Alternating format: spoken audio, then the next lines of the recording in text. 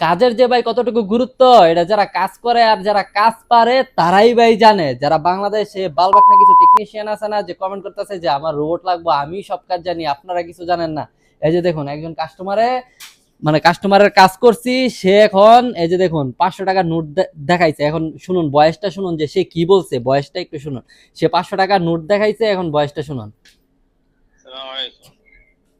مدير جيب سوا سوا انت 250 عشان ما في صرف. সে কি বলছে, যারা সৌদি আরবে جيب থাকে, 500 اوكي عشان صرف.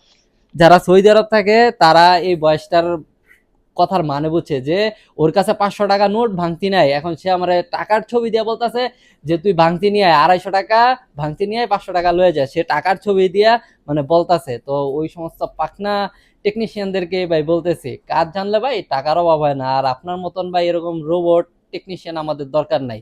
যারা ভাই কাজ জানে তারাই ভাই আমাদের সাথে যোগাযোগ করতেছে, তারা আমাদেরকে খুব সাপোর্ট দিতেছে। আর আপনি এই জেদ্দা থাকেন, ওইখানে থাকেন, দাম্মাম থাকেন, বলতেছেন 22 বছরের অভিজ্ঞতা। ভাই যে পারে হ্যাঁ মনে করেন যে 22 মাসে অভিজ্ঞতাই আপনার থেকে বেশি উপরে যেতে পারে। বড় বড় কথা না বললা যদি পারেন তাহলে আমার সাথে এসে কাজ করেন, দেখি আপনার কতটুকু দম।